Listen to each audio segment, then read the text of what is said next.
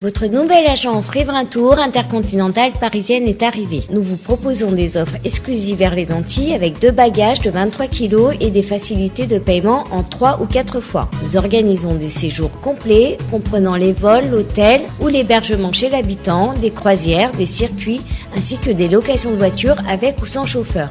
Pour tout renseignement, contactez l'agence Riverain Tour Intercontinental au 16 rue Lamblardy, Paris 12e, métro Doménil, au 09 78 80 13 39. Martinique Actualité. J'ai le plaisir et l'honneur de recevoir aujourd'hui Jean-Victor Castor. Il est député de la Guyane. Monsieur le député, bonsoir, comment allez-vous? Bonsoir et merci de me recevoir. D'abord, qu'est-ce que vous faites en Martinique? En fait, je suis venu à l'invitation de mes amis et camarades du Palima pour participer à la semaine par rapport à la problématique du chlordécone. Et bien sûr, donc, au nom du peuple guyanais, c'est porter la solidarité aussi au peuple guadeloupéen confronté à cette situation et bien sûr aux habitants de la Martinique. Voilà, donc c'est une situation qui est dramatique, que tout le monde connaît aujourd'hui. Et il est nécessaire d'être solidaire et de, comme on dit chez nous, contre-tête, contre-éco. Voilà. Comment on dit chez vous? Nous avons dit, on nomme la vérote. Non. Ouais. C'est du créole guyanais. Créole guyanais, oui. Vous savez que je ne le comprends pas ce que vous venez de dire là. C'est très différent donc. Le créole guyanais et le créole martiniquais. Vous avez observé ça ou pas? Alors oui, il y a des différences, oui. Il y a des différences. Est-ce qu'il y a des différences ou est-ce que c'est très différent? Alors nous, on a tendance à mieux comprendre le créole antillais parce qu'il y a pas mal d'antillais chez nous. Ah, d'accord.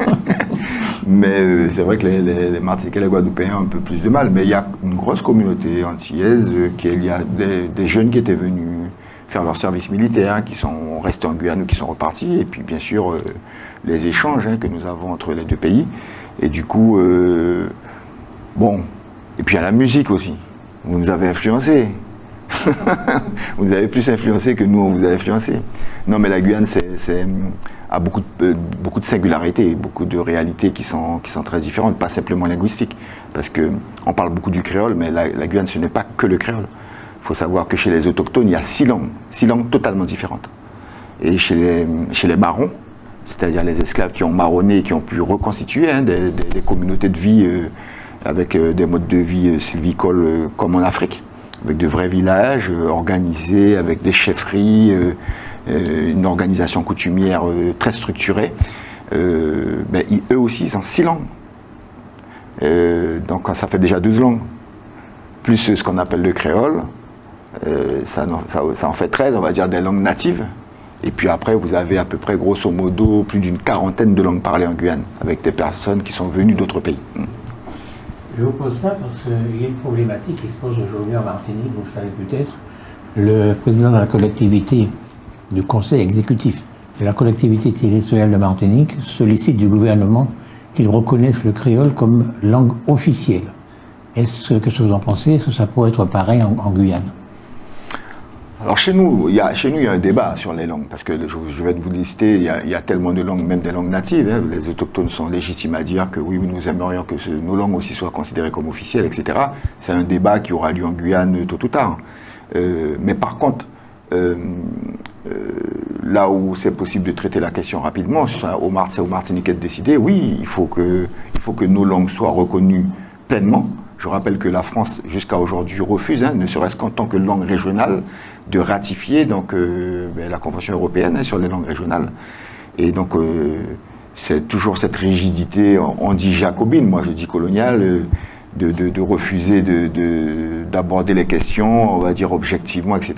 D'autres pays l'ont fait et la France a cette fâcheuse tendance à ne pas reconnaître les particularités ou les réalités. Moi je préfère dire réalité, ouais.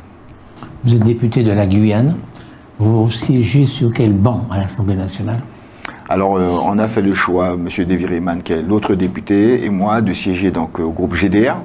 Donc, c'est le groupe auquel appartenaient pour les Martiniquais Jean-Philippe Milor avant et M. Alfred Baréjane. Et qui est c'est le groupe communiste, qui a été donc élargi à un moment donné, parce que les communistes n'avaient pas suffisamment donc, de députés pour avoir un groupe, il en faut 15. Et à l'époque, il y avait Madame Huguette Bello de La Réunion, Monsieur Marie-Jeanne. Ce sont ces personnes-là qui ont constitué, on va dire, avec les communistes à l'époque, ce groupe-là. Et donc, nous y siégeons.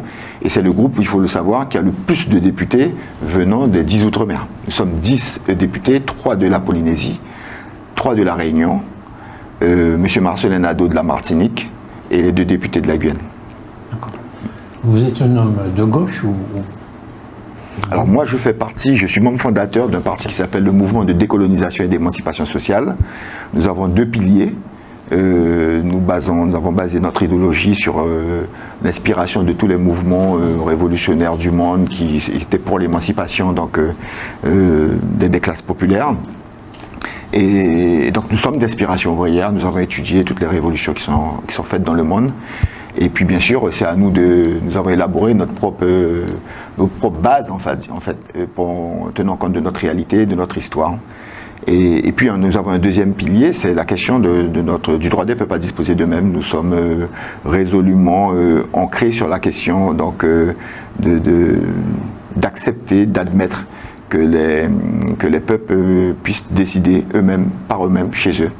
Et donc notre référence, c'est la Charte des Nations Unies de 1960, la résolution 1514, qui dit clairement qu'un pays qui exerce une tutelle sur un territoire n'a pas le droit d'entraver l'émancipation politique du peuple vivant sur ce territoire. Par exemple, clairement, la France n'a pas le droit d'entraver la valorisation de nos langues. Donc c'est une effraction en fait à cette résolution de l'ONU. La France n'a pas le droit d'entraver la valorisation de nos cultures. C'est une entrave.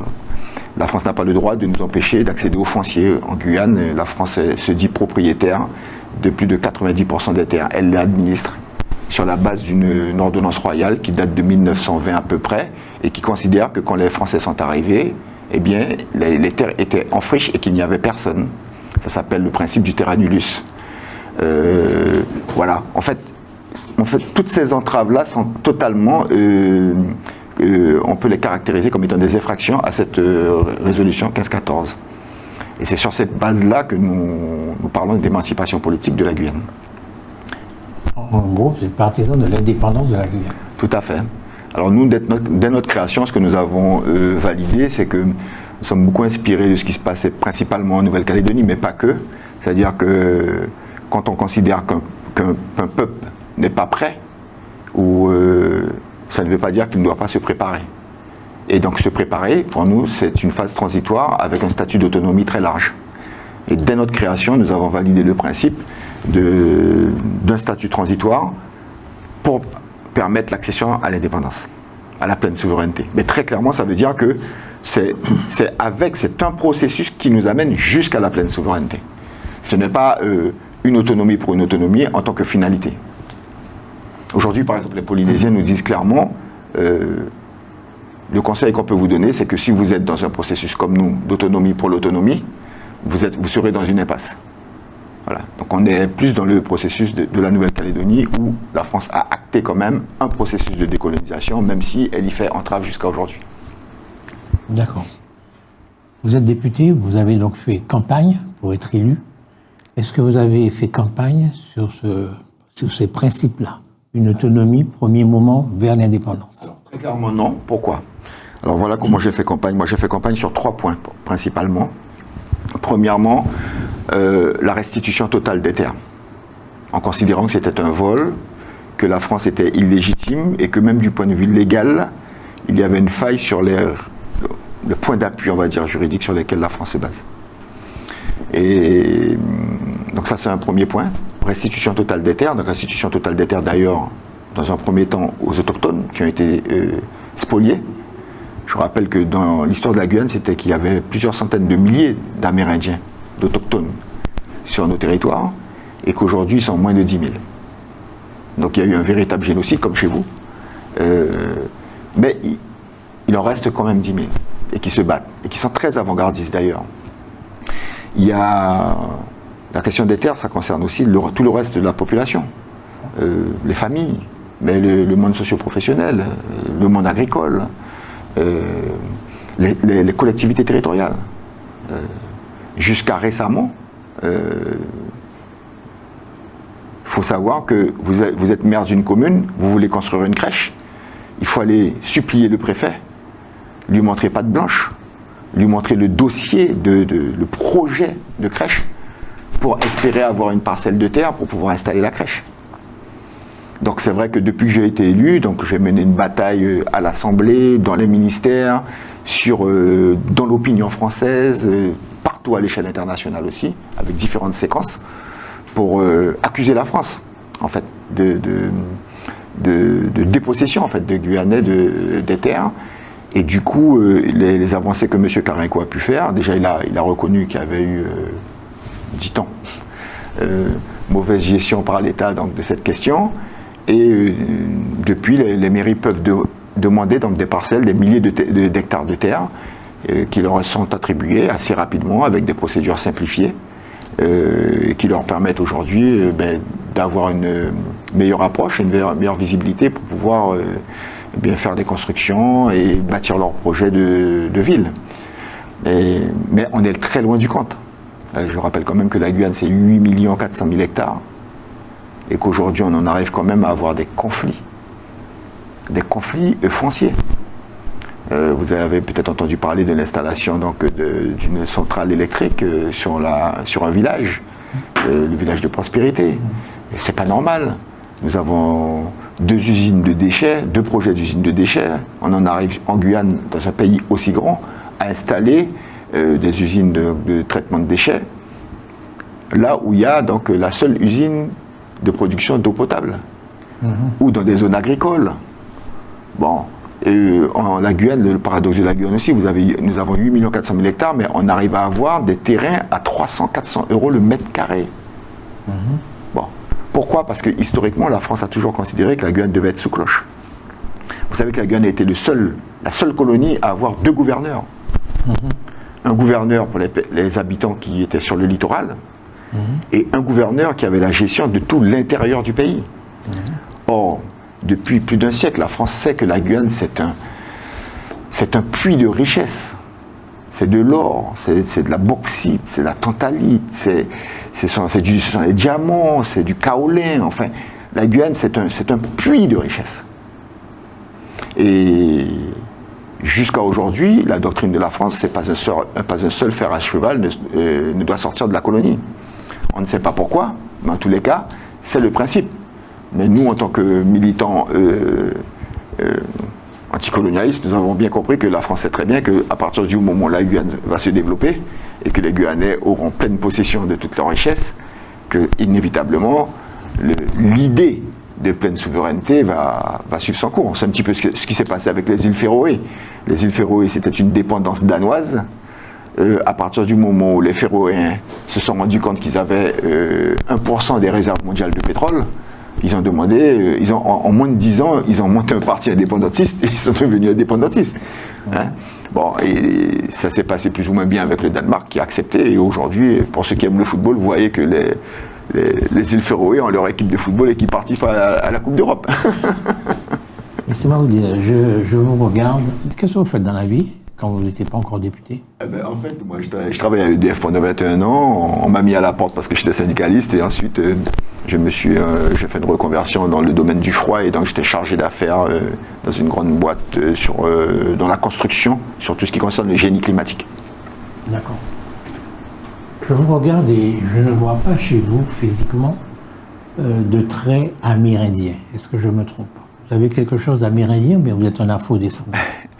Moi, je suis comme beaucoup de Guyanais, c'est Glissant qui parlait de métissage. Oui. Je viens de partout, en fait.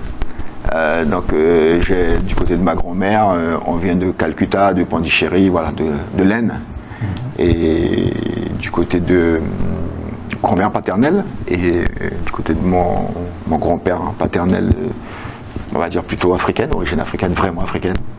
Et puis du côté de ma mère, plutôt des Antilles. Antilles françaises, Antilles anglaises. Lorsque les Français... Après, je ne suis pas remonté plus loin. Comment? Je ne suis pas remonté plus loin pour voir. Il y a peut-être autre chose.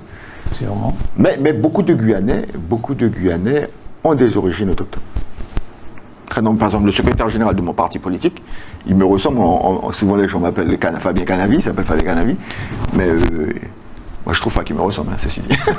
Vous êtes plus beau. On va dire ça. Non, mais bon, ce que je veux dire, c'est que lui, voilà, il a vraiment des origines américaines. En fait, vous avez des personnes parfois même qui sont très noires, très sombres, et avec le teint très foncé, et qui ont des origines américaines. D'accord. Mais ça, c'est lié à toute l'activité d'orpaillage. Oui, ça. Parce qu'à l'époque, il y a du métissage. Franchement, au moment où les Français s'installent en Guyane, il n'y a pas de notaire quand on veut des terres. Le monde est ainsi fait que c'est un monde de violence. On part, on est un conquistador, et on va conquérir des pays. Et donc on arrive en Martinique, on arrive en Guadeloupe, on arrive en Guyane, et on conquiert ces pays-là. Et puis ces pays-là deviennent votre propriété, puisque vous avez conquis. Puisque vous avez conquis avec la force du poignard, avec la force de l'épée, avec la force de l'arquebuse, tout ce que vous voulez. Mais vous vous êtes battus pour les conquérir. C'était l'époque. Comment pouvez-vous reprocher ça à la France avec le droit d'aujourd'hui?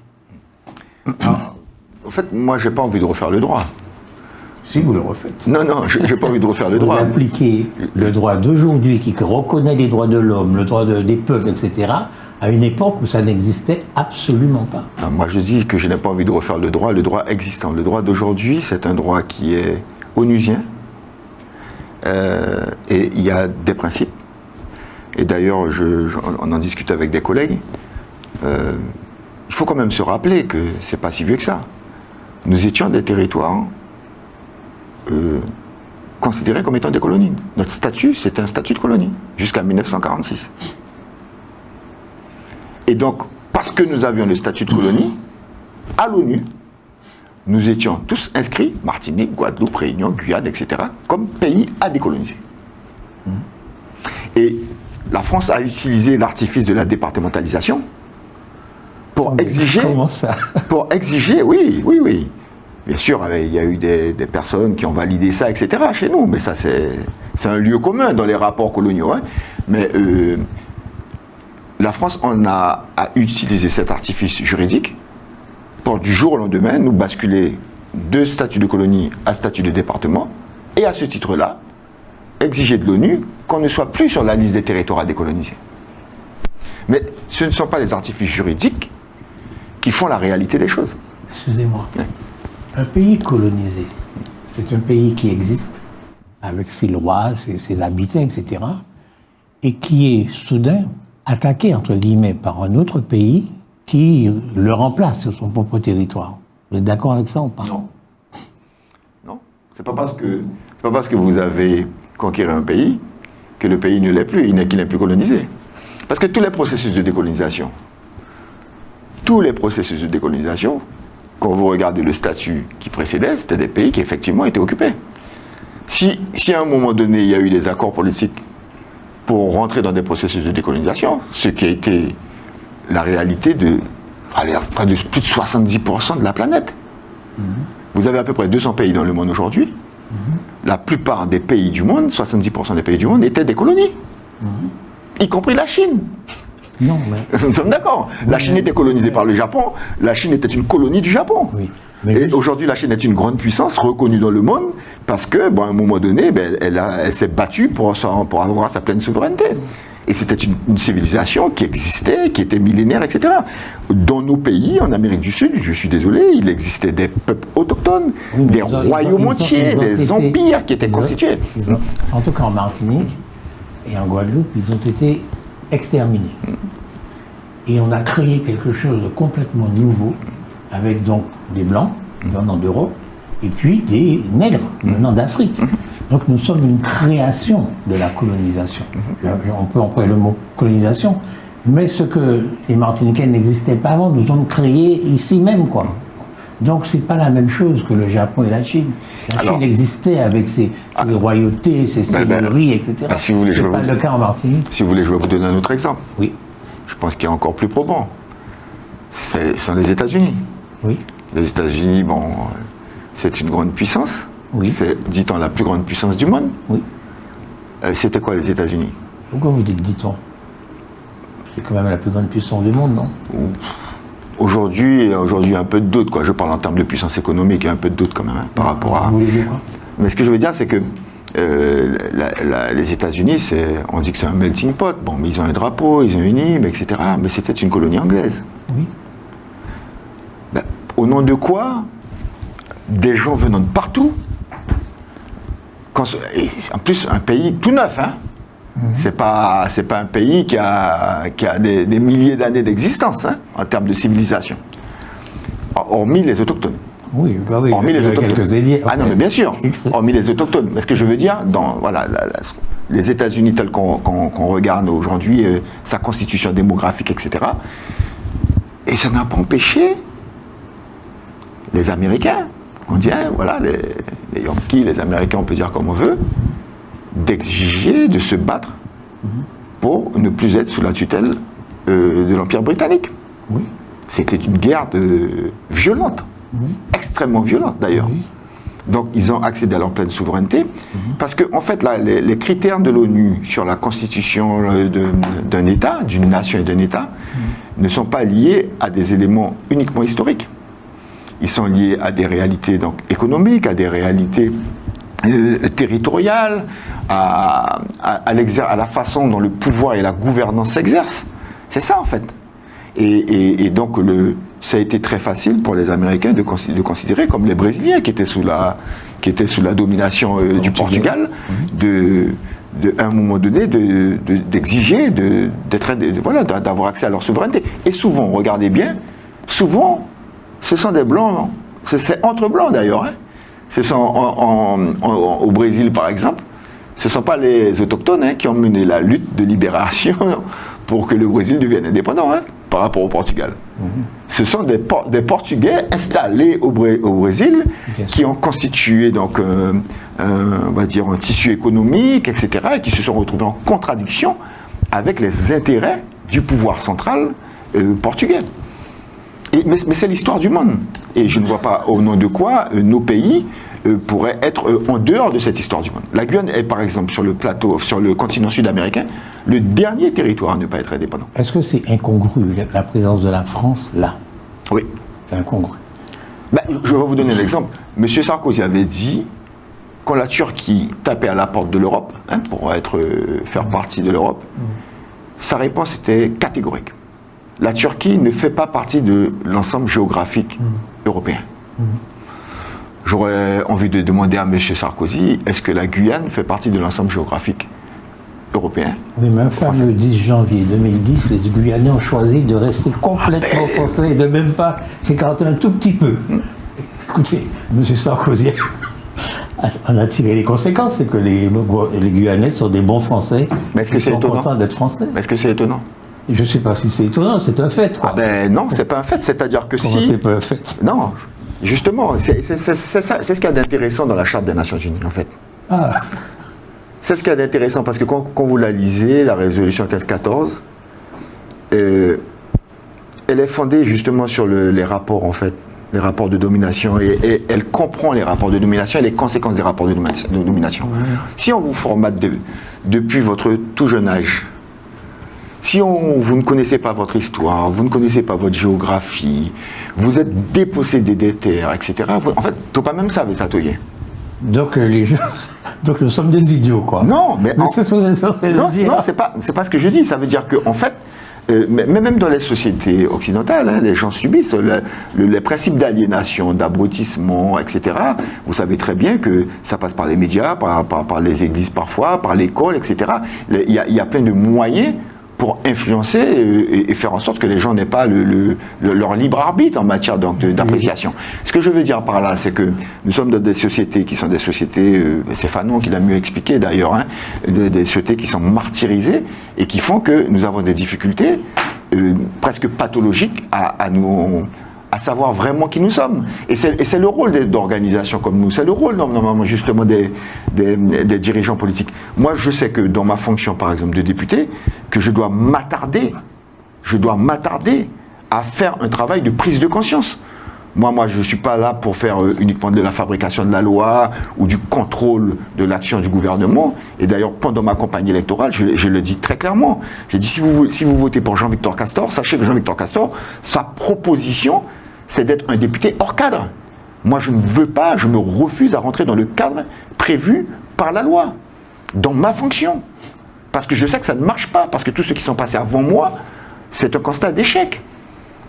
Donc, bien sûr, c'est un positionnement à risque, mais je préfère le prendre. Et moi, je sais que la réalité du travail qu'on a à faire en tant que politique, c'est de redonner du sens à l'action politique. Par exemple, on en parlait tout à l'heure en off, je travaille en binôme avec mon collègue Davy Riemann. C'est la première fois que les gens ont vu ça. C'est-à-dire que nous avons été élus le samedi 18 juin. Je l'ai rencontré à Kourou. Nous avons décidé de travailler ensemble pour donner un espoir aux gens. 3 jours après, nous avons organisé un meeting avec des milliers de personnes qui sont sorties de partout. Parce que les gens n'avaient jamais entendu ça, que 2 députés ensemble appelaient la population pour expliquer quel est le projet et dans quelle direction on proposait d'aller avec eux. Ensuite, depuis que nous sommes élus, depuis 1 an, nous ne faisons que ça. Nous organisons des meetings avec des milliers de personnes. Dernièrement à Cayenne, plus de 2000 personnes à Cayenne, plus de 1000 personnes à Saint-Laurent. Avec une perspective d'augmenter encore cette adhésion. Pourquoi? Parce que quand vous allez aux élections, moi je suis le premier député indépendantiste de Guyane. C'est la première fois qu'on vote pour un indépendantiste. Bon, j'ai été élu avec 9000 voix. Ça représente quoi? Quelle légitimité réelle j'ai? Mais ce que je vous dis là, sur le plateau, je l'ai dit pendant la campagne. J'ai dit, si vous votez pour Jean-Victor Castor n'aura qu'une légitimité partielle. Et donc, mon job, une fois que j'aurai la fonction, c'est d'élargir cette adhésion. Parce qu'à partir du moment où je ne saurais pas élargir cette adhésion, mais quelle crédibilité j'ai? Quel poids politique j'ai? Et l'essentiel du travail, ce n'est pas... L'essentiel du travail, c'est ça en fait. Et depuis que nous avons créé cette dynamique-là, il y a énormément de Guyanais qui ne se sont jamais intéressés à la politique, qui s'y intéressent. Énormément de Guyanais qui étaient déçus de la politique et qui reprennent goût à la politique. Et pour nous, c'était fondamental de démontrer que c'était possible. Et beaucoup de personnes n'y croyaient pas. Et aujourd'hui, tout le monde reconnaît que c'est du jamais vu ce qu'on fait. Du jamais vu. Pour arriver à ces meetings-là, j'expliquais ça aux collègues, nous avons fait, ça c'est un coup, nous avons fait une campagne avec des 4x3, 3 semaines avant. Et ce sont des jeunes qui travaillent avec nous qui nous ont proposé ça. En disant, la Guyane c'est une terre de richesse. Des slogans comme ça. La Guyane ils n'ont plus le droit de mettre la Guyane sous cloche. Nous devons décider nous-mêmes. Etc., etc. Nous avons fait des films d'explication, etc., jusqu'à l'arrivée à ces grandes mobilisations.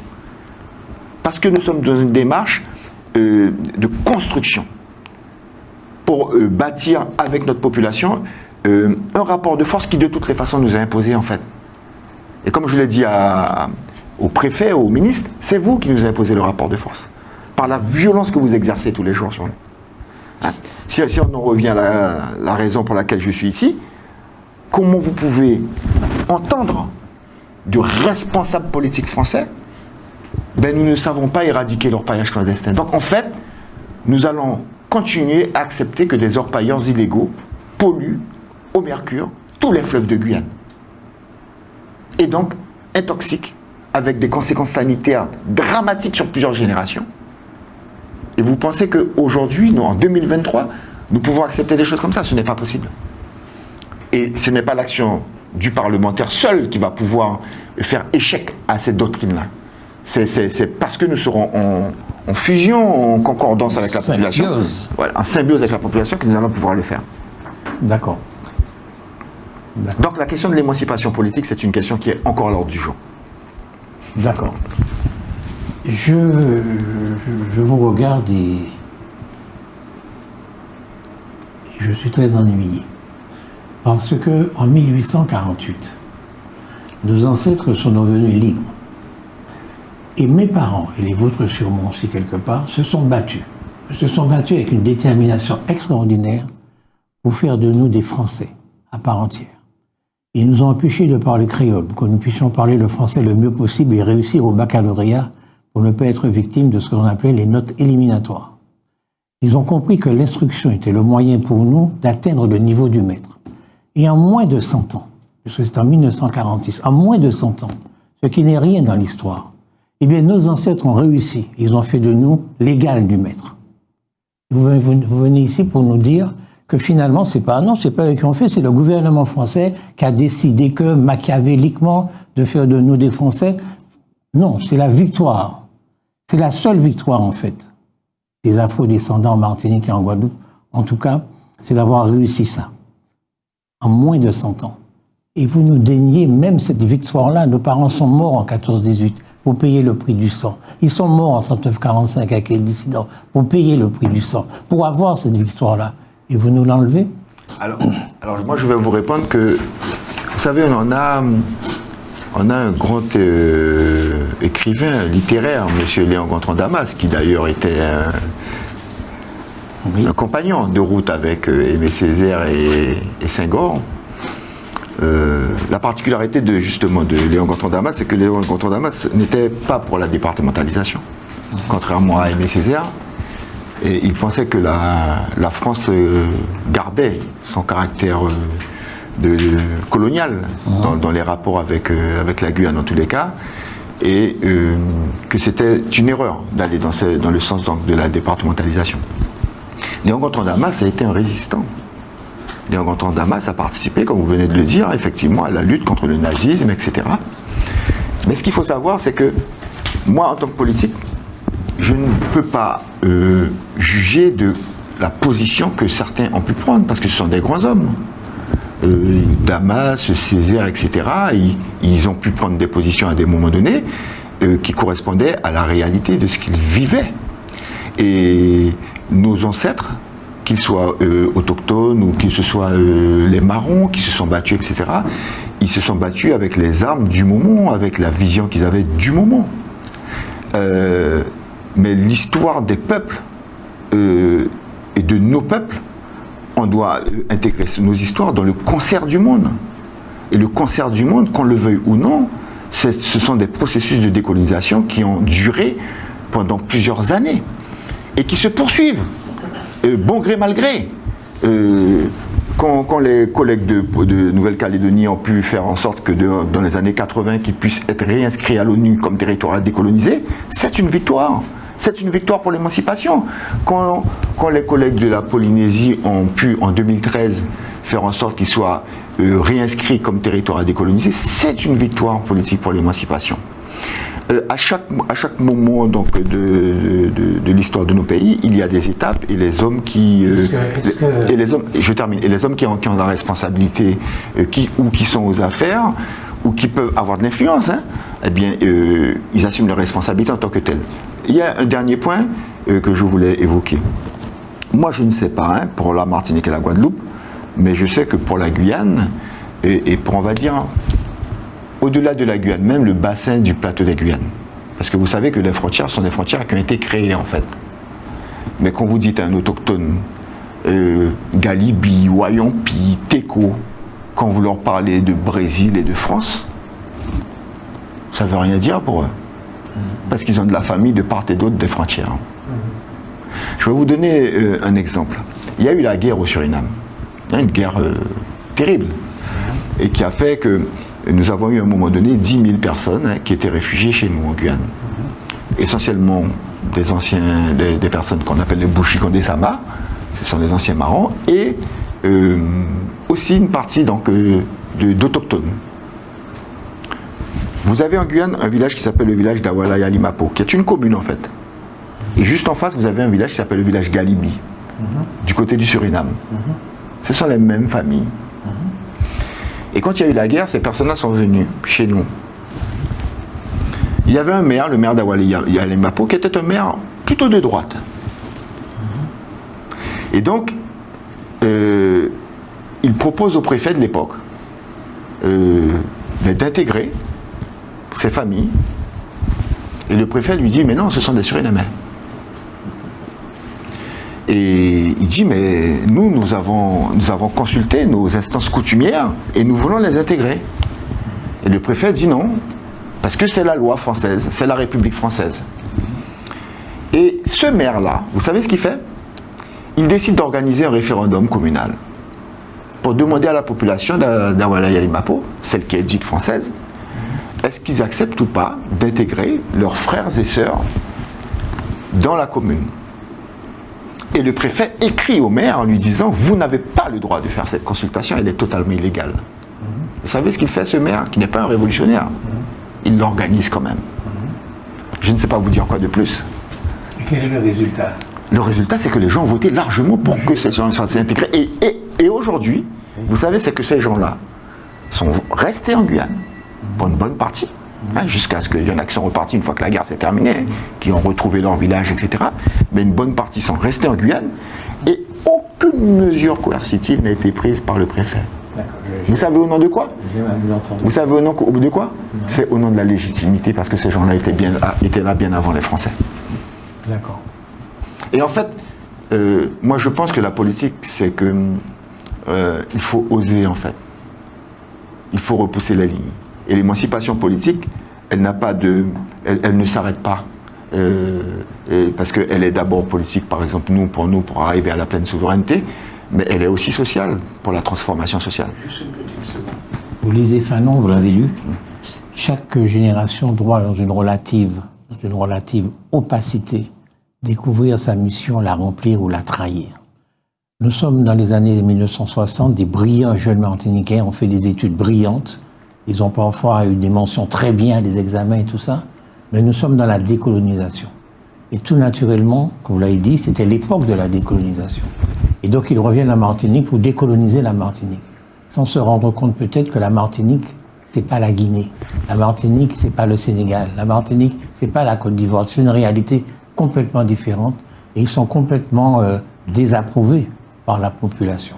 Ma question est, depuis toujours, et en Guyane aussi, ma question est la suivante. Est-ce que vous avez déjà prononcé le mot indépendance à l'Assemblée nationale? Alors, le mot indépendance à l'Assemblée nationale, comme je vous ai expliqué, moi, mon mandat, il a été très clair. La Guyanais, lors d'un congrès de 2022, se sont prononcés à l'unanimité dans toute la classe politique, tous les parlementaires, tous les maires, tous les présidents de PCI, tous les élus territoriaux, pour une autonomie large, avec un pouvoir législatif, d'accord, et réglementaire, et qui se résume du point de vue constitutionnel, à avoir un article propre dans la Constitution. Ce sont les élus, qui se réunissent. Voilà, ça, c'est le fameux congrès. Le congrès, comme on a voilà, ici. Comme on dit ici, c'est la loi Loum. Et il y a eu un vote unanime. Et donc, moi, quand j'ai mené campagne, tout le monde sait que je suis un indépendantiste. Et j'ai dit aux gens, moi, je suis un indépendantiste, mais je ne peux porter au sein de l'Assemblée que la position unanime des élus de Guyane. Il ne s'agit pas pour moi de porter la position de Jean-Victor Castor ou la position de mon parti politique. Et donc, du point de vue de mes interventions à l'Assemblée nationale, quand j'interviens, c'est la restitution totale des terres, parce que j'ai fait campagne sur ça, c'est l'autonomie la plus large possible avec un levier législatif et un article propre dans la Constitution pour la Guyane, parce que c'est le mandat sur lequel j'ai fait campagne et qui a été validé par mon élection. Je ne peux pas aller au-delà. Par contre, en tant que militant politique, en tant que dirigeant de mon parti politique, je ne me prive pas le droit, dans d'autres espaces, d'intervenir au nom donc, des positionnements que tout le monde connaît. Ça fait 45 ans que je milite, tout le monde connaît mes positions depuis mon plus jeune âge. D'accord. Donc je respecte en fait l'engagement que j'ai pris vis-à-vis donc, des électeurs, et puis bon voilà. Mais c'est pour ça que je dis que le combat politique, il faut l'assumer en fait. Et en tous les cas, moi, c'est ce que j'ai toujours essayé de faire. Quand on est un homme politique, on aspire à diriger la cité, quoi, la police. Bon. Donc on veut plus de pouvoir, c'est une évidence. Quand vous me dites qu'il y a un tas d'élus qui sont réunis et qui ont demandé plus de pouvoir, c'est une évidence. Est-ce que le peuple, lui,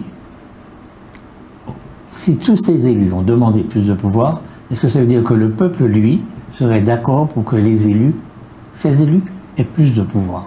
Est-ce que le peuple peut ne pas dire, finalement, d'accord, on peut plus de pouvoir aux élus, mais également rester avec la France, etc., etc. Est-ce que c'est une position qui peut être stupide? Mais de toutes les façons, ce qui a été validé par le Congrès, c'est dans la République française. Hein. D'accord. Très clairement. D'accord. C'est dans la République française, c'est-à-dire ce sont des pouvoirs étendus avec des compétences étendues et un pouvoir avec des lois pays. Hein. C'est-à-dire que, bon voilà, comme j'expliquais hier ou avant-hier sur une radio d'ici, moi je suis dans le secteur du bâtiment, si on vous fait construire du point de vue architectural des bâtiments avec des acrotères, ce sont des dispositifs pour retenir la neige, etc. Et que bon voilà, c'est appliqué bêtement en Guyane, bon voilà, ça n'a pas de sens. Moi je rappelle toujours que comment on fait pour ce sont les Guadeloupéens qui disent ça, démouner. Hein, yémouner nous, il faut démouner nous. En fait, il faut déconstruire les choses. Bon. Il ne faut pas parler les créoles. L'agriculture, c'est pas bon, c'est sale. Pas battre tambour à... Hein, l'histoire de battre le tambour, les cultures traditionnelles, tout ça, barrage Tineg, enfin bon. Pas arrêter trop longtemps bas soleil, parce que tout Kevin Noé. Mais on sait tout ça en fait. Ça a participé à une déformation en fait de ce que nous sommes vraiment. Bon, aux États-Unis, il y a le mouvement Black Power, enfin, etc. Mais il y a des renaissances. Les gens prennent conscience au fur et à mesure d'un certain nombre de choses. Il n'y a rien de nouveau. Nous ne sommes pas particuliers dans l'histoire de l'humanité. Ces phénomènes-là d'approche on va dire, de dépersonnalisation quand on exerce le pouvoir, de minorité ou parfois même de majorité, ça s'est fait partout dans le monde. Il ne faut pas croire que ça a été une attitude des tutelles uniquement pour nos peuples. Ça s'est fait en Asie, ça s'est fait au Groenland, ça s'est fait partout. Et est-ce que ça veut dire que... Ça s'est pas fait partout. Parce que ce qui caractérise la traite des Noirs, c'est le racisme. Ah, mais ça, je suis tout à fait d'accord avec vous. C'est ça. Ah non, ça c'est non, mais ça c'est un élément supplémentaire. Moi, je parlais tout simplement. C'est un élément déterminant. Ah, mais déterminant, évidemment, qui rajoute encore un autre paramètre hein, dans la façon dont la colonisation s'est faite. Ce que je veux dire, c'est que moi, je considère que la responsabilité politique des personnes qui parlent d'émancipation, etc., c'est de faire le travail de prise de conscience. Et sans relâche. Et ça a été peut-être y compris pour nous, hein, ça a été peut-être on a tendance à vouloir aller vite, en fait. Et c'est un combat, pour moi, qui est sur du temps, long. Parce que c'est une machine, en fait, qui est en face de nous. C'est une machine par l'école. C'est une machine par la culture, par l'acculturation. En fait, on ne se rend pas compte. Est-ce que ça veut dire pour autant que nous n'avons pas d'atouts? Vous parliez tout à l'heure, par exemple, de ce nombre immense de personnes, enfin de jeunes qui sont partis faire des études, qui ont fait de brillantes études d'ailleurs, et qui sont devenus, dans tous les domaines d'ailleurs, parce qu'on parle souvent de la littérature, mais c'est pas que, hein, dans le domaine scientifique, etc. Et ces gens-là, pour partie, pendant longtemps, ont reproduit le système. Mais est-ce qu'il y a quelque chose d'anormal? Non, c'est un peu normal. C'est un peu normal. Par contre, ce qui se passe, c'est que parmi eux, et ça s'est toujours passé comme ça, et ça va continuer à se passer comme ça, ben vous en avez qui comprennent mieux, qui... Ils sont d'accord avec vous, c'est qu'ils comprennent mieux. Non, c'est pas parce qu'ils sont d'accord avec moi. C'est parce qu'ils analysent le système. Fanon était psychiatre, je crois, et il a analysé le système avec les outils qu'il avait. Cheikh Anta Diop était un érudit, ethnologue, sociologue, linguiste, etc. Il a compris, il a utilisé les armes de l'Occident, hein, des civilisations occidentales, pour essayer, jusqu'à avoir son propre laboratoire de datation carbone 14, pour démontrer que la civilisation égyptienne était noire. Aujourd'hui, c'est très peu contesté. Donc, en fait, les choses ne sont pas figées, c'est ce que je veux dire, en fait. Nous sommes dans des dynamiques historiques et qui ont existé dans d'autres civilisations, dans d'autres parties de la Terre, sur d'autres parties de la Terre, et il faut l'entendre, quoi, tout simplement. Et moi, à mon petit niveau, avec l'humilité que je peux avoir, j'essaie de travailler à ça avec mon organisation politique, et ce qu'on constate, c'est que beaucoup de personne n'imaginait qu'un jour, ben voilà, en Guyane, mais il n'y aura jamais un député indépendantiste. Voilà, parce que c'est cosmopolite, les gens sont de toute origine. Moi, je peux vous dire que mon élection, il y a des gens de toutes sortes, venus de toutes parts qui ont voté pour moi. Voilà. Et pourquoi? Je ne sais pas, moi, pourquoi. Mais en tous les cas... Parce que vous leur avez dit que ce n'est pas l'indépendance tout de suite, on a le temps. Ben, peut-être aussi. Mais oui. Mais peut-être aussi. Mais ce que je veux dire, c'est que je n'ai pas caché non plus. Tout le monde savait qu'ils votaient, les gens savaient qu'ils allaient voter pour un indépendantiste. Ils n'ont pas eu peur, en fait. Parce que, on n'en a pas parlé. L'outil majeur, en fait, du pouvoir, c'est le traitement par la peur, en fait. Voilà. C'est le traitement par la peur. Et moi, je pense que les gens sont de plus en plus ouverts. Nous sommes des pays un peu, enfin, en tous les cas, chez nous, avec une jeunesse très importante. Hein, plus de 55% de la population est extrêmement jeune, à moins de 25 ans. Et voilà, les jeunes, ils ont quand même une ouverture d'esprit. Hein. Alors, on ne les voit pas s'impliquer en politique, dit-on, mais moi, je peux vous dire qu'ils sont observateurs de ce qui se passe. Très observateurs de ce qui se passe. D'accord. Vous êtes un pays très particulier, la Guyane. Vous avez 1 habitant et demi par kilomètre carré. 4. Combien? 4. 4 habitants, mais bon, c'est faible. C'est une petite densité. De toute façon, bon, 4 habitants. Nous, c'est 300. 323. OK? Donc, vous n'avez pas beaucoup d'habitants. Vous avez un territoire qui est 80 fois la Martinique, je crois. Et qui est peuplé, mais de combien d'habitants vous avez? 300 000? Officiellement, il y a plus de 300 000, mais tout le monde sait qu'il y a 400 000, plus de 400 000 habitants. Plus de 400 000. Sur un pays qui est 80 fois plus peuplé que la Martinique. C'est un peu moins d'habitants que la Martinique, sur un pays qui est 80 fois la Martinique. C'est extraordinaire. Est-ce que la forêt amazonienne est un atout ou un handicap pour vous? C'est ma première question. Comment pourrez-vous développer ce pays-là avec ce que je viens de dire? Peu d'habitants, voilà. Alors, il y a plusieurs choses sur, on va dire, la capacité, on va dire, à avoir une économie, hein, très clairement. Une économie endogène, comme on dit souvent.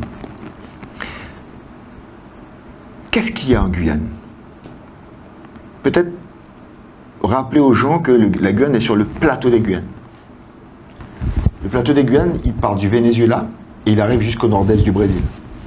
C'est un socle rocheux. Hein.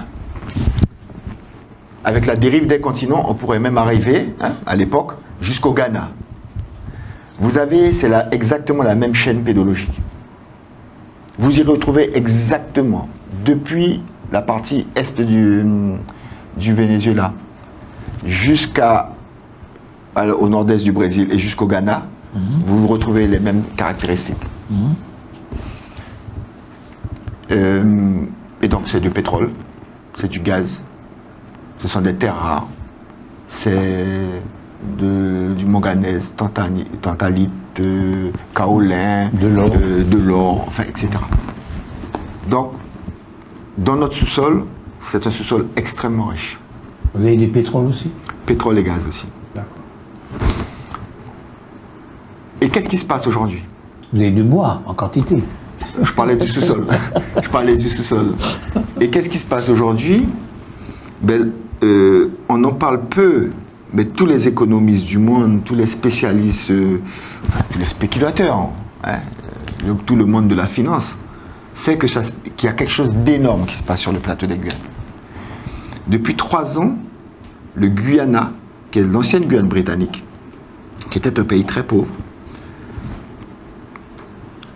est le pays qui a la plus forte croissance économique du monde. C'est pas difficile quand on parle de très bas. Hein. Enfin bon, c'est pas grave. Non.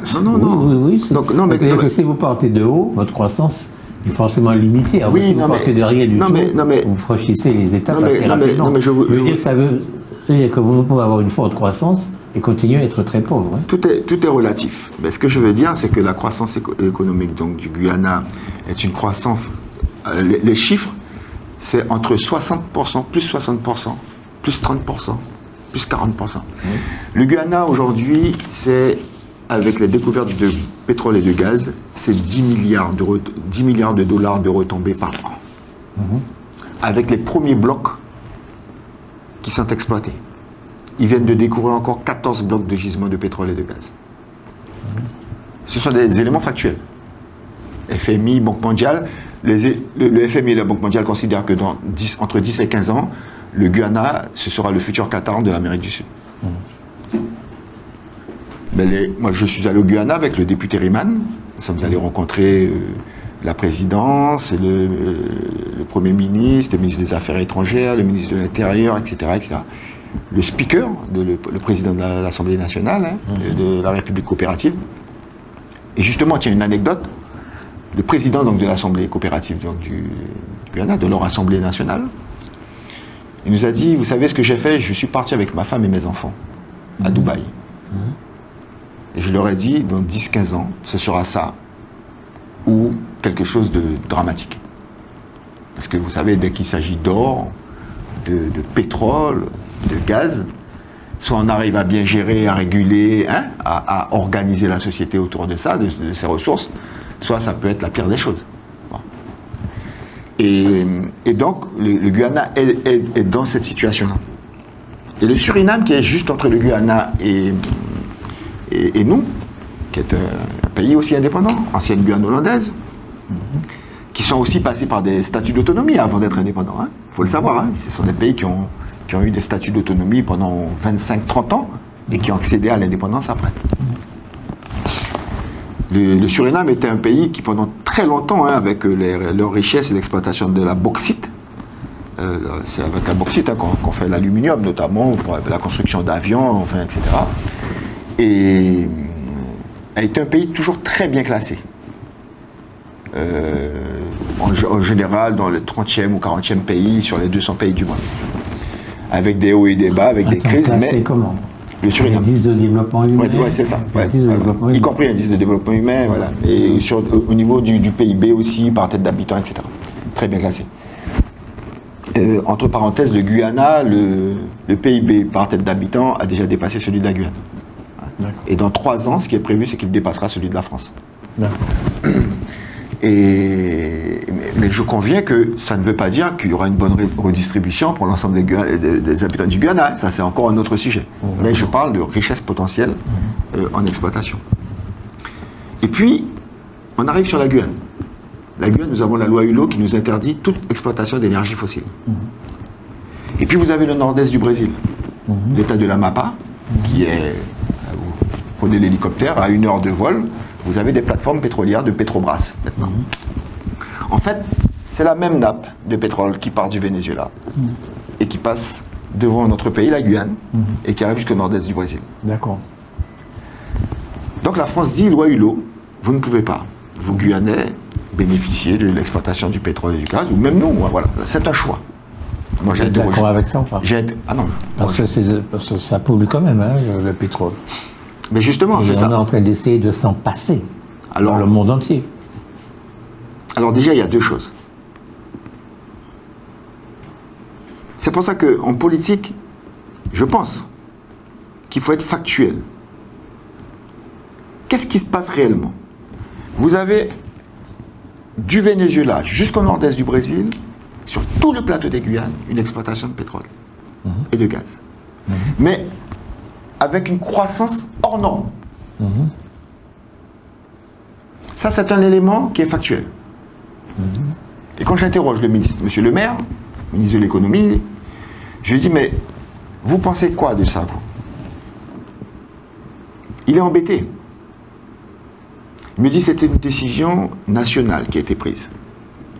Mais je lui dis, mais vous conviendrez qu'il y a une forme d'hypocrisie, puisque c'est bien la multinationale Total, plus grande multinationale de France, plus de 18 milliards de bénéfices, près de 20 milliards, net, qui se retrouve au Venezuela, que l'on retrouve au Guyana, qui vient, M. Pouyanné, le PDG de Total, vient de passer il a passé 2 heures en Guyane, il a fait escale, et il a passé plusieurs jours au Guyana pour signer un accord avec le gouvernement, pas au Guyana, au Suriname, signer un accord avec le gouvernement du Suriname, 9 milliards de chiffre d'affaires d'investissement pour 1 milliard de retombées par an pour le Suriname. Et c'est le Total aussi qui cherche à participer au consortium avec Petrobras au Brésil. Bien sûr qu'il y a des risques. Mais dites-vous bien que s'il y a un risque, par exemple, un risque de pollution, par exemple, la Guyane ne sera pas touchée. Vous savez, Nos eaux guyanaises ne seront pas touchées. je suis en train de vous regarder là. Nous sommes entre l'Orénoque et l'Amazone. Nous avons 2 courants marins qui vont tout ramener sur nos eaux guyanaises. Nous allons être impactés du point de vue de la sûreté, du point de vue de la sécurité, du point de vue de la pollution, du point de vue des flux économiques, des flux financiers, du point de vue des mouvements migratoires. Parce que nos jeunes, il y a déjà des jeunes Guyanais qui partent au Guyana pour aller trouver du boulot. Là, aujourd'hui, au moment où je vous parle. En fait, il y a quelque chose de gigantesque qui se passe sur le plateau des Guyanes. Et puis vous avez un îlot là, sous cloche, que la France considère, ben non, on touche à rien. Mais par contre, la multinationale française, l'une des plus puissantes de la France, elle est présente partout. Donc les intérêts français sont préservés. Vous voyez, là, je vous regardais, vous avez un discours très logique, et c'est vrai tout ce que vous dites. Seulement, je vous voyais en réalité en train de rêver. De vous rêver dans une Guyane indépendante qui serait une grande puissance pétrolière. Est-ce que je me trompe?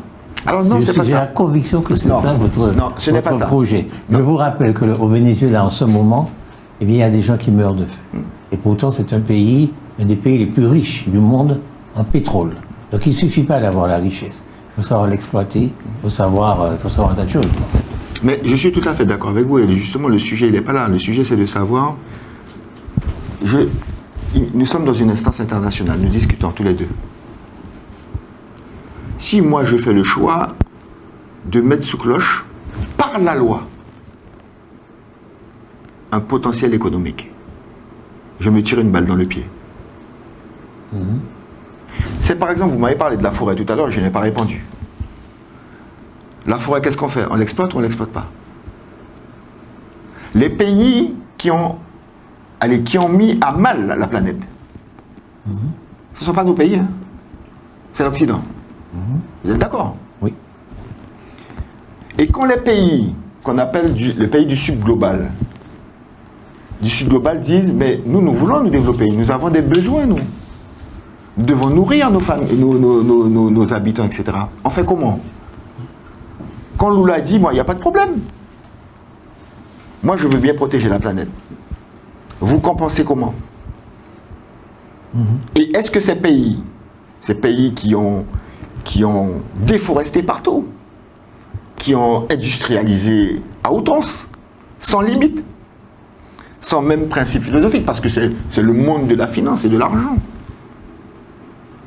Mais on vous demande de compenser, et vous ne compensez pas. Parce que tous les engagements qui avaient été pris dans les différentes COP, pour éviter que les pays du Sud... C'est quoi les COP? Ah ben, ce sont les fameuses conventions pour le climat. Oui. Et en fait, vous le savez très bien, ce n'est jamais respecté, en fait. Et donc, vous n'allez jamais empêcher... Moi, j'ai l'habitude de dire, la nature est l'horreur du vide. L'homme occupe un territoire. L'homme a besoin d'avoir une activité. Donc, si vous n'exploitez pas l'or, dites-vous bien qu'il y a des gens qui iront l'exploiter. Si vous n'exploitez pas le pétrole et le gaz, dites-vous bien qu'il y a des gens qui iront l'exploiter. Excusez-moi, je vous interromps, excusez-moi. Mais je voulais arriver sur le rêve. Comment? Je voulais arriver sur le rêve. Non, je vous donnerai l'occasion d'y arriver, mais vous n'allez pas me convaincre que ce n'est pas votre rêve. Je suis convaincu que ça l'est. Concernant le mercure, qui résulte de l'orpaillage clandestin, des gens qui viennent prendre de l'or et ils peuvent l'extraire avec le mercure, ils passent dans les rivières et polluent. Vous dites que la France est incapable d'endiguer ce phénomène. Non, c'est ce qu'elle dit. Moi, je ne dis pas ça. Je dis que c'est le choix qui a été fait par la France. Moi, je ne dis pas que c'est une réalité. C'est parce qu'elle ne met pas les moyens, alors. Moi, je pensais que parce qu'ils ont mis les moyens, il me semble. Ils ont augmenté le nombre de gendarmes, etc. Ils font des descentes assez fréquemment. Donc, c'est volontairement qu'ils n'y arrivent pas.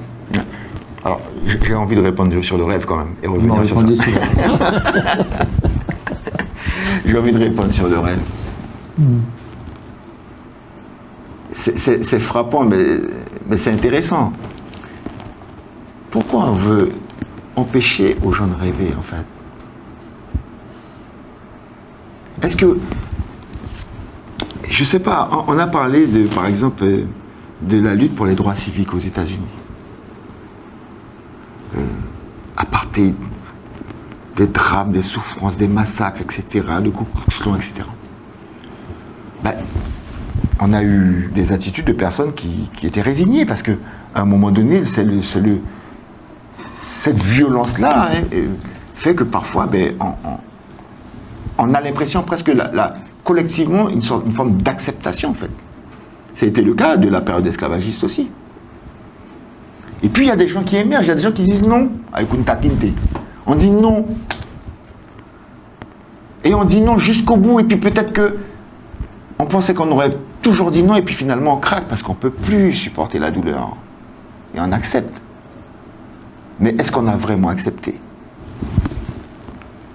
Le rêve de la liberté, moi je ne veux pas qu'on m'ampute ce rêve. Et moi je dis à tout le monde, partout en Guyane, gardez ce rêve de la liberté-là. Heureusement que les Français, que certains Français ont gardé ce rêve-là. Donc vous êtes prisonnier là. Parce que vous parlez de liberté. Non, c'est ce que vous dites quand vous employez le rêve de la liberté. Autrement dit, vous êtes prisonnier aujourd'hui. Non, mais ce que je veux dire, c'est que le rêve, quel que soit le rêve, oui, on ne doit pas empêcher aux gens de rêver. Mais si, y compris, non, laissez-moi terminer. Si vous rêvez, attendez, là, vous êtes en train de rêver. Est-ce que je peux terminer mon propos? D'être un émir avec beaucoup de pétrole, des Rolls-Royce, des piscines et des jolies femmes. Non, ça, vous faites votre extrapolation vous-même. Je n'ai jamais entendu, mais j'ai bien compris que vous plaisantez. Mon sujet n'est pas là. Le sujet, moi, je pense que c'est un sujet qui est sérieux. C'est un sujet de savoir est-ce que un peuple qui vit sur un territoire a le droit d'avoir accès ou pas à ses ressources. Dans le concert mondial, où est-ce qu'il place le curseur entre la protection, ou les enjeux de protection de l'environnement et les besoins en termes de réponse, qu'est-ce qu'on fait, quoi? Quelles sont les politiques publiques qu'on mène pour répondre aux besoins des populations? Pour vous donner... moi, par exemple, ce qui me guide dans mon action, je suis parlementaire dans le système français. Je m'en départis, mais il y a une partie de mon activité qui, de fait, est là-dedans. Je suis à la commission développement durable, aménagement du territoire. Pendant 1 an, systématiquement, dans cette commission, dans l'hémicycle, j'explique aux parlementaires français et au gouvernement, la Guyane, vous avez décidé de la mettre sous cloche, c'est une faute. C'est une faute. Mais aussi, ce n'est pas juste. Ce n'est pas juste pour les gens, les habitants qui y vivent. Et c'est une faute même pour vous. Parce que c'est absurde. Parce que vous ne voulez pas faire, les gens vont faire. Donc, vous, en ne faisant rien, vous laissez l'anarchie et le chaos se développer. Parce que les gens ont besoin de toi, ils font quoi? Ils font des squats. Et donc, au Guyane, il y a des squats partout. Sur un territoire où vous avez 8 400 000 hectares, on n'arrive pas à donner à des gens des parcelles de terre pour que les gens puissent faire de l'autoconstruction ou pour que les gens puissent habiter. Il n'y a pas un problème là. Ben, le rêve, c'est ça. Le rêve, c'est un rêve qui n'est pas déconnecté de la réalité. Nous avons un territoire qui est grand, qui a un potentiel qui est énorme. Vous ne voulez pas faire de route? Mais les orpailleurs clandestins, ils font des routes partout dans la forêt. Ça circule en quad, partout dans la forêt guyanaise. Vous ne voulez pas exploiter l'or? Les orpailleurs légaux, il y avait 150 opérateurs légaux il y a quelques années. Il en reste 15. Par contre, vous avez un déploiement d'orpailleurs illégaux. Et quand certains, et moi j'appuie cette demande, disent mais là où il y a des sites illégaux, une fois qu'on les a sortis, permettez à des opérateurs légaux de s'installer. C'est du bon sens, non? Eh bien la France, elle dit non. Pourquoi? Et il faut se battre. Pourquoi elle dit non? Parce que la France ne veut pas qu'il y ait de filières développées. Vous savez, la base de la dépendance, de la mise sous dépendance d'un territoire, c'est l'empêcher d'avoir une économie endogène. Qu'est-ce que c'est une économie? L'économie endogène, on peut faire ce qu'on veut, c'est l'histoire du monde. Ce sont les filières primaires, les filières de production.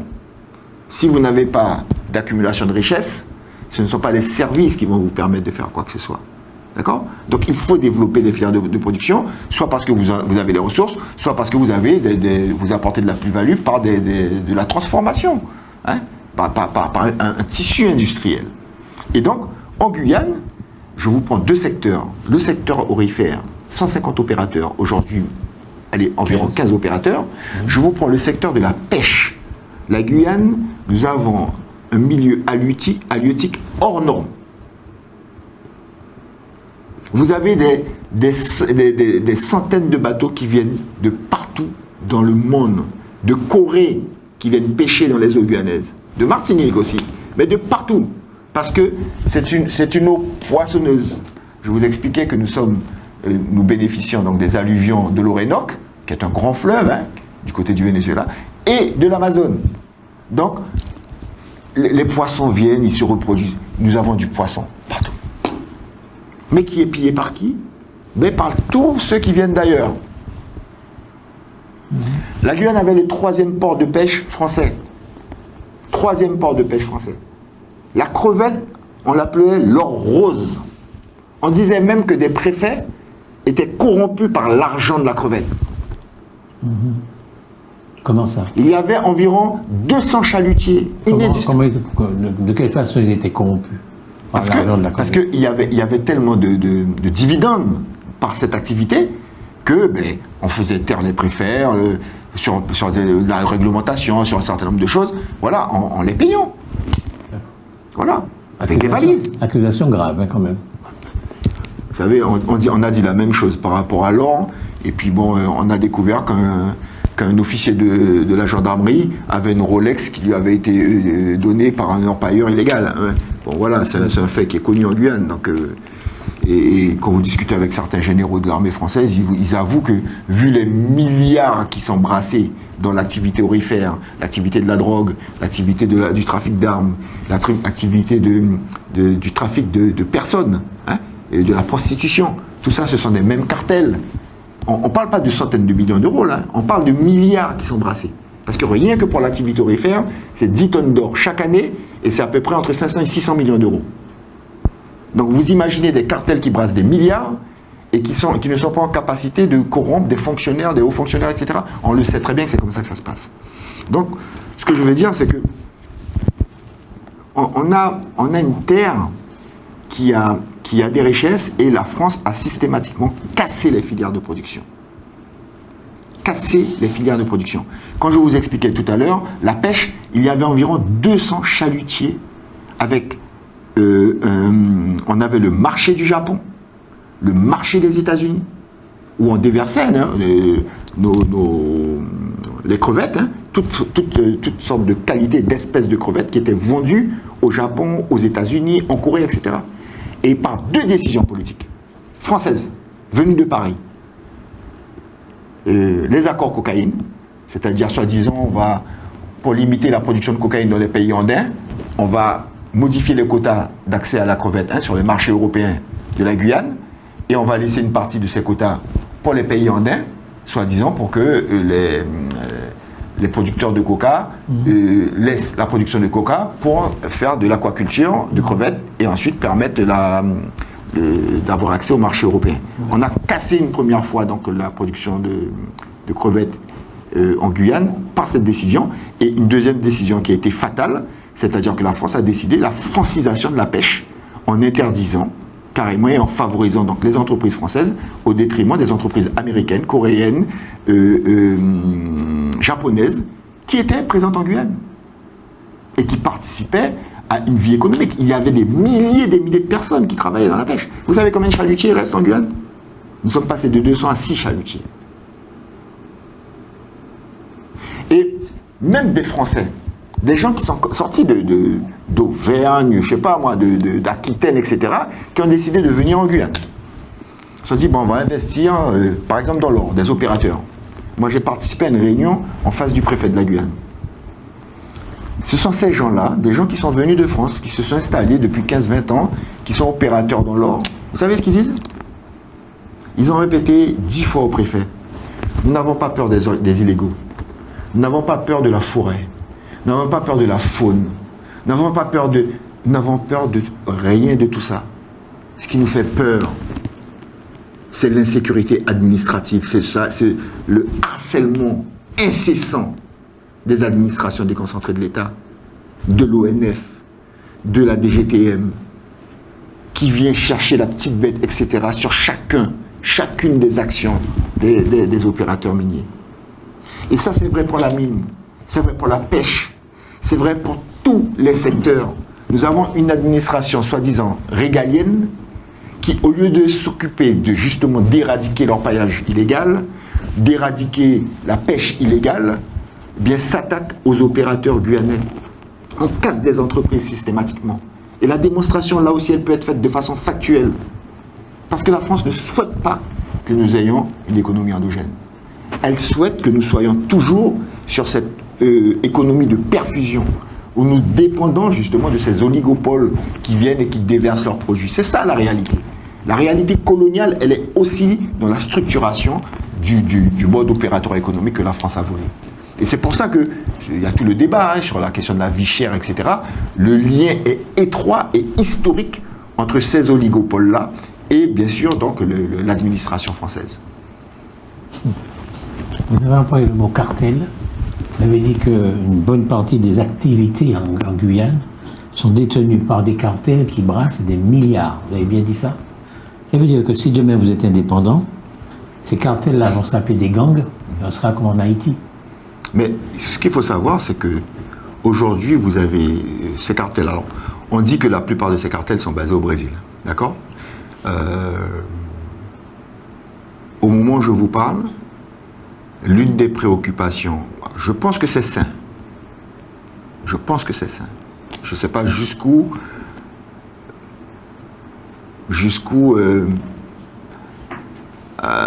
la sincérité du discours va, mais les autorités françaises, M. Darmanin y compris, s'inquiètent de l'intrusion de ces cartels en Guyane. Et vous, est-ce que vous vous en inquiétez? Mais forcément. D'accord. Évidemment. C'est une vraie préoccupation. Ah, c'est une vraie préoccupation. C'est-à-dire qu'aujourd'hui, on sait d'ores et déjà qu'il y a des incursions de ces cartels qui viennent avec des tueurs et faire des règlements de compte. C'est la réalité en Guyane. D'accord? Je sais qu'en Martinique aussi, il y a pas mal de règlements de compte, de meurtres, Est-ce etc. qu'il y a une criminalité liée à l'immigration en Guyane? La criminalité, elle est liée au trafic de drogue, au trafic d'armes. Le fait de gens qui viennent, ou bien c'est des Guyanais? Ben, est-ce que vous vous rendez compte qu'on a eu un procureur qui est passé un jour à la radio et qui a dit que le chiffre officiel, c'est environ 4000 passeurs. Ça a choqué tout le monde, et puis après, bon, ça s'est banalisé, comme souvent, hein. Voilà. Et puis, à un moment donné, il y a eu des opérations coup de poing, où la gendarmerie ou la police disait, bon voilà, police aux frontières et compagnie, on va faire un contrôle à l'aéroport. Et on découvrait que chaque fois que l'annonce était faite, 24 heures avant, eh bien qu'il y avait à peu près un quart des passagers qui ne venaient plus à qui ne prenaient plus l'avion. Et c'est comme ça qu'on a découvert que, in fine, sur un vol, pratiquement 60 à 70 personnes étaient des mules. Je ne sais pas si vous vous rendez compte. Venant du Brésil, alors? Les mules? Oui. Mais non, les mules viennent des 50% de la population qui sont en dessous du seuil de pauvreté. Vous avez un terreau où des mamans acceptent de faire de l'injection font ingérer à leurs enfants, les enfants, elles-mêmes, et puis des jeunes, mais des moins jeunes, etc. C'est ça la réalité. Excusez-moi, vous parlez du seuil de pauvreté, d'accord? C'est une référence à la France. Okay? En France, une personne dépense parfois 400 ou 500 euros par mois pour se chauffer. Donc quand on gagne 1200 euros et qu'on dépense déjà, mettons, 300 euros par mois pour se chauffer, on a effectivement des problèmes. Ce genre de problème n'existe pas en Martinique, n'existe pas en Guyane non plus.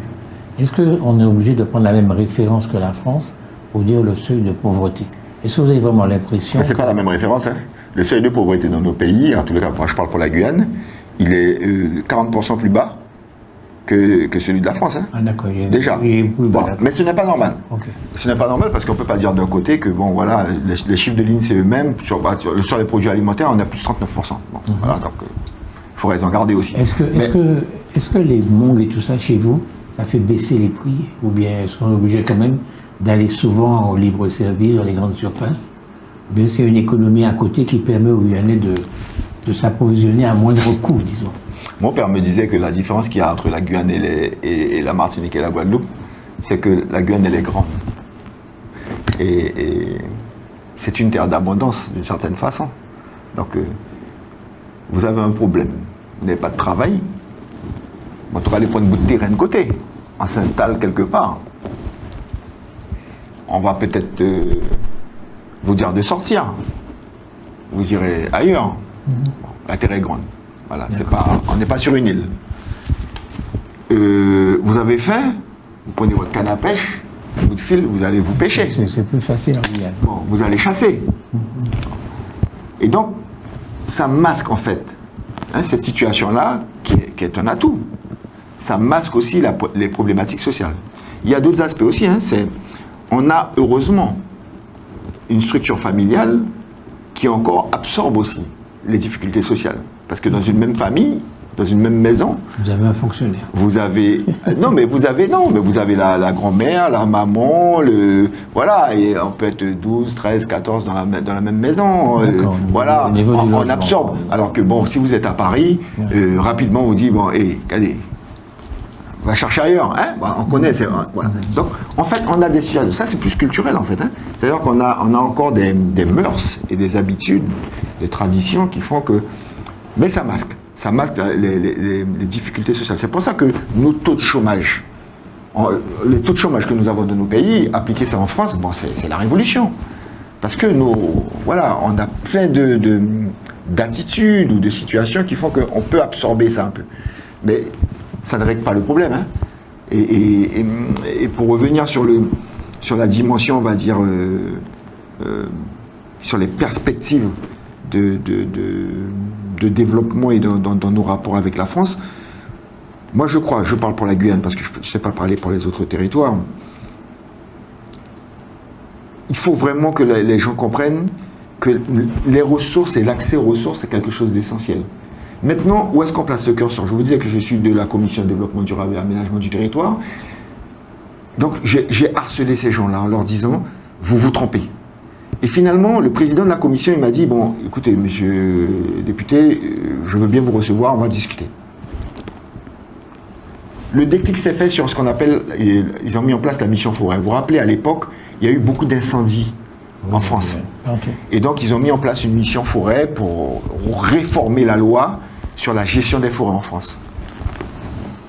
Et donc, moi, j'ai tenté d'ailleurs d'avoir la présidence de cette mission. Ça n'a pas marché. En considérant que la plus grande forêt... C'est vous, c'est la Guyane. Et même ça, ils n'ont pas compris. Donc, je n'ai pas eu la présidence. Donc, j'ai été vice-président. Mais j'ai suivi les travaux. Et systématiquement, je leur disais, non, je ne suis pas d'accord, parce que ça ne correspond pas à la forêt guyanaise. Un exemple, les forêts européennes, allez, c'est moins d'une cinquantaine d'espèces. La forêt guyanaise sont des milliers d'espèces. Je ne parle même pas de la faune, etc. Bon, donc, il a fallu, c'est une mission qui s'est réunie pendant 6 mois. Donc soit j'étais en présentiel, soit je me levais à 4h du matin, 5h du matin, et puis voilà, j'étais en visio, etc. Et il fallait absolument que je fasse comprendre à ces gens-là, des collègues députés, qu'on ne peut pas mettre la forêt guyanaise dans l'ensemble français. Et à force d'arguments factuels, comme j'ai essayé de le faire avec vous aujourd'hui, ils ont reconnu dans le rapport qu'on ne peut pas traiter la forêt guyanaise dans un ensemble global. Et qu'est-ce qui a été fait? Et donc, du coup, par rapport à cette problématique forêt, j'ai rencontré le président, M. Zulesi, et qui m'a dit, bon, écoute, je comprends. Parce que ce n'est pas que pour la problématique de la forêt, c'est pour tout. Parce que la Guyane, en tant que telle, c'est un pays, en fait. Bon. Et il a accepté qu'une délégation de députés vienne en Guyane.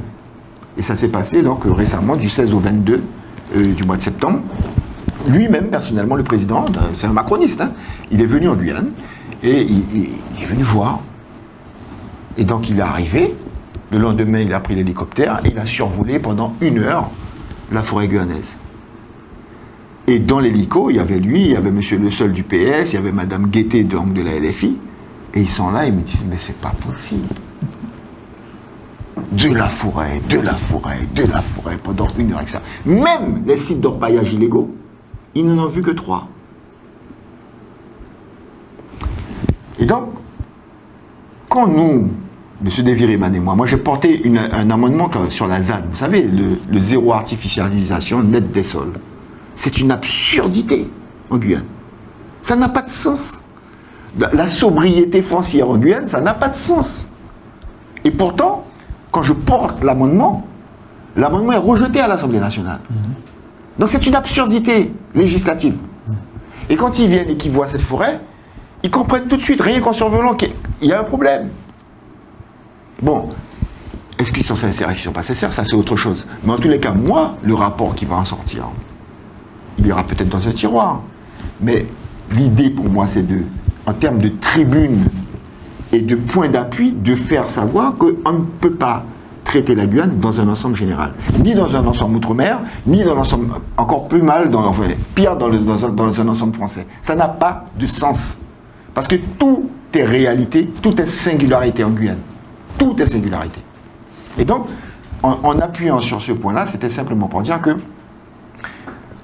quand vous avez un territoire aussi grand, avec autant de potentiel, pour revenir sur le rêve, il faut être indépendant. Il faut rêver et il faut expliquer aux gens qu'on a un pays riche.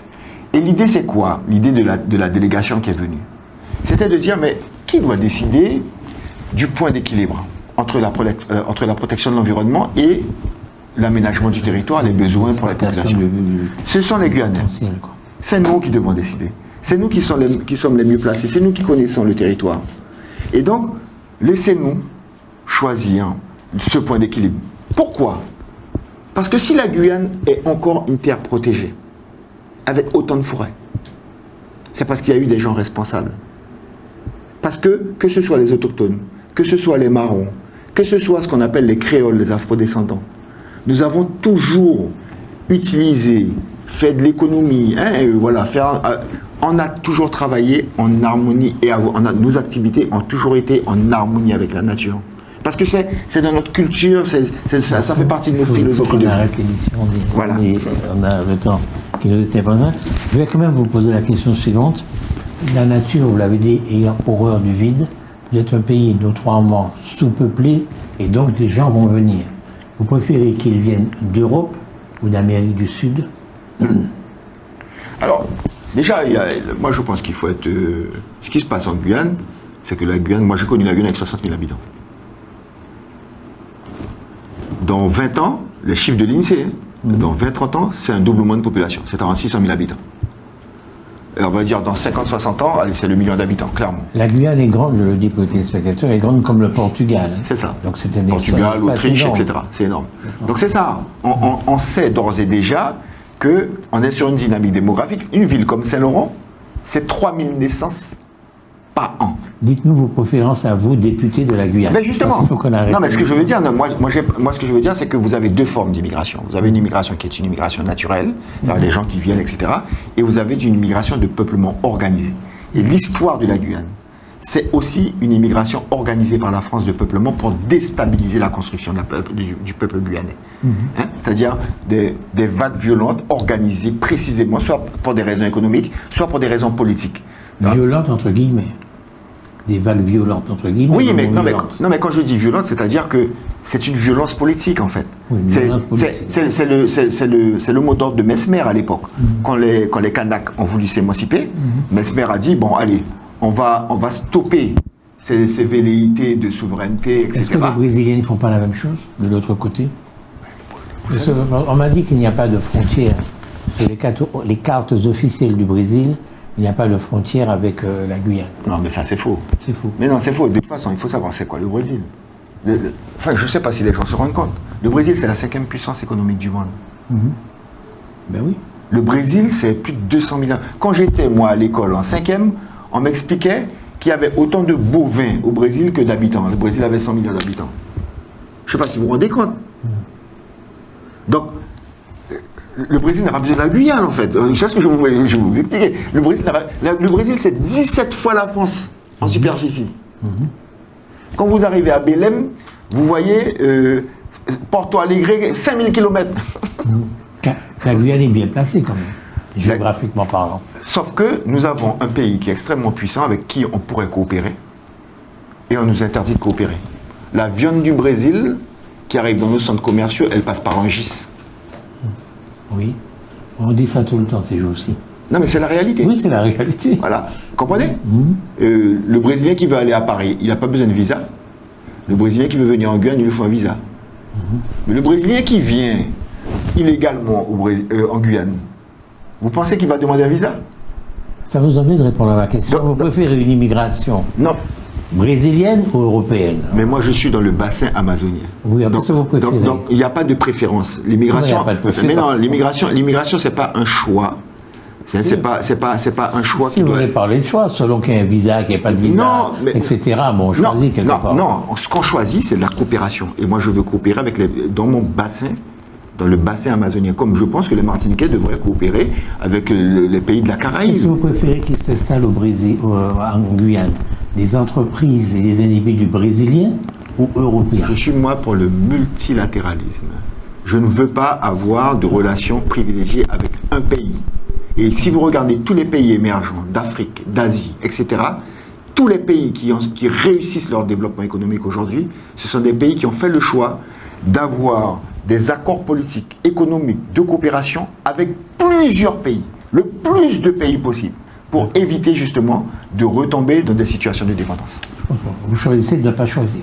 Non, je choisis le multilatéralisme. Je choisis le multilatéralisme. Je ne veux plus de rapport de dépendance avec la France qui nous impose une économie sous perfusion. D'accord, donc votre ennemi juré, c'est la France. Ben non, mais demain on aura des relations avec la France, hein. Ne vous faites pas d'illusions, hein. Okay. Évidemment, mais pas qu'avec elle. Je vous ai parlé d'une immigration européenne, si vous avez observé, pas français, je dis européenne. Oui, mais vous avez d'un côté l'Europe, avec un certain niveau de développement, vous la connaissez bien l'Europe, vous connaissez bien le Brésil aussi, vous êtes à côté. Qu'est-ce que vous préféreriez? Vous me dites les deux, mais il y a toujours une petite préférence. Non, c'est pas. Non, moi je vous ai dit clairement. Pour moi, il faut d'abord coopérer avec notre environnement. Notre environnement, c'est l'environnement amazonien et caribéen. Clairement. Okay. Après, on va commercer avec les États-Unis, avec tout le monde. Il n'y a pas de souci avec ça. Moi, je vous expliquais pas. Je vous ai donné l'exemple de la pêche tout à l'heure. On a connu une période où on était moins entravé réglementairement, normativement, où on avait donc des entreprises américaines, coréennes, japonaises, etc. chez nous. Et c'était plus du bienfait qu'aujourd'hui, on n'a plus rien en fait. Aujourd'hui, on n'a plus de bateaux, on n'a plus de pêche. On est pillé, vous comprenez? Donc en fait, il faut savoir faire de la coopération avec du bon sens économique, c'est tout. D'accord. Personnellement, c'est la dernière question, vous répondez en 30 secondes. Vous vous sentez plus proche de la valse ou de la samba? Alors, moi, j'aime toutes les musiques, mais j'aime bien ma musique traditionnelle. C'est quoi la Je fais de la percussion, c'est le caseco. Le caseco? Caseco, chez nous. D'accord. Ouais. Okay, pour ce qui concerne ce qu'on appelle les créoles, hein, voilà. Mais bon, vous avez le sampula pour les autochtones, vous avez la leke. C'est dans les boîtes de nuit, on danse le caseco. De plus en plus. Il y a de plus en plus de Guyanais lors des baptêmes, lors des mariages, et même dans l'église. Dans les églises, il y a le caseco.